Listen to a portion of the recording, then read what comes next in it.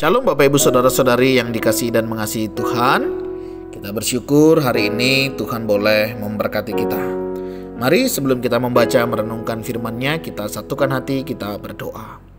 Tuhan, terima kasih, kami mengucap syukur untuk kasih setia-Mu di dalam hidup kami.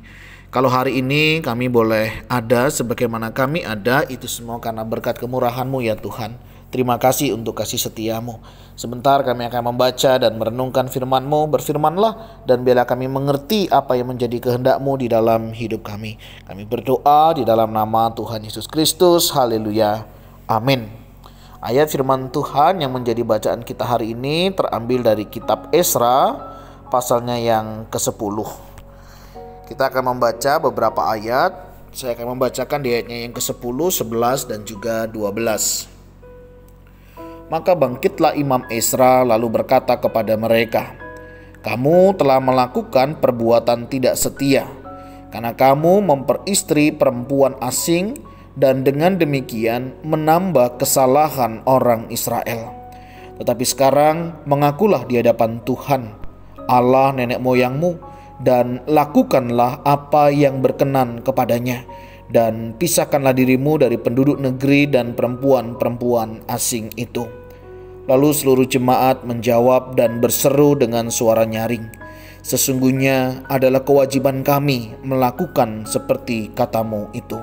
Amin. Demikianlah firman Tuhan, mari kita merenungkannya.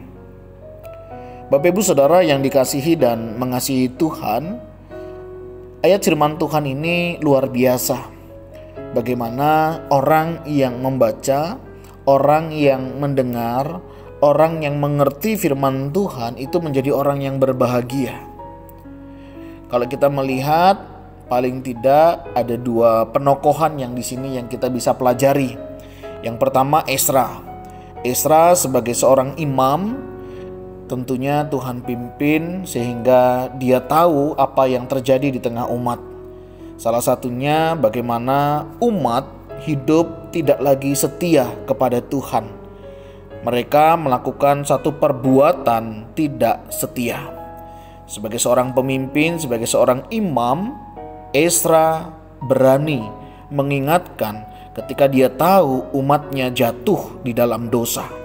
Sehingga dia menyampaikan kepada para umat untuk mereka menyadari dan melakukan apa yang seharusnya mereka lakukan di hadapan Tuhan.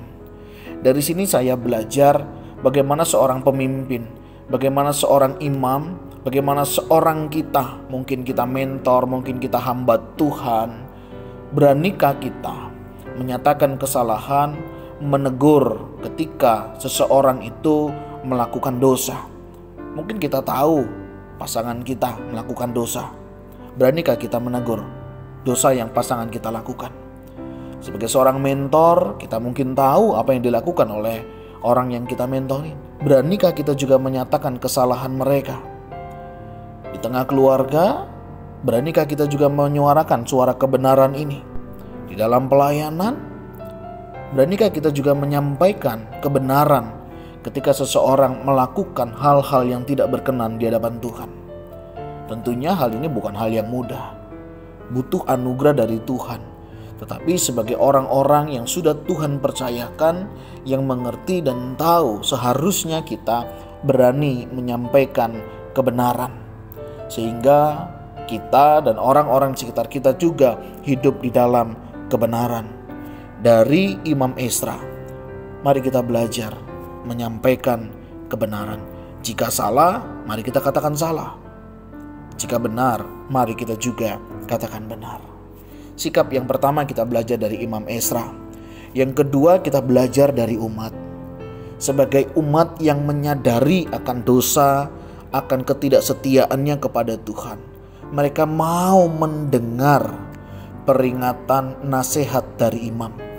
Hati yang luar biasa menurut saya ketika seorang yang berdosa, ketika kita berdosa, ketika kita menyadari akan pelanggaran kita mau mengakuinya, kita mau menyadarinya, sehingga pemulihan itu akan sangat mungkin cepat terjadi. Apa yang membuat kita terus hidup di dalam dosa?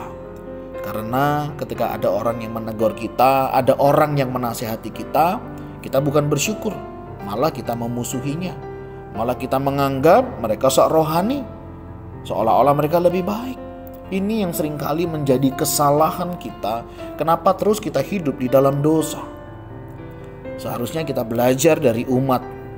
Ketika Ezra mengingatkan mereka, mereka pun menyadarinya.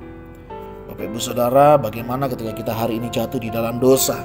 Ketika ada orang yang berani mengingatkan kita, apakah kita bersyukur kepada Tuhan karena masih ada orang yang berani menegur kita, yang masih berani mengingat-ingatkan akan dosa pelanggaran kita?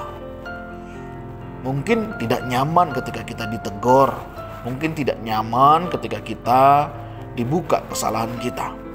Tetapi jika memang itu yang menjadi penghalang kita menikmati berkat Tuhan, harusnya kita bersyukur. Ada orang-orang yang peduli, ada orang-orang yang berani.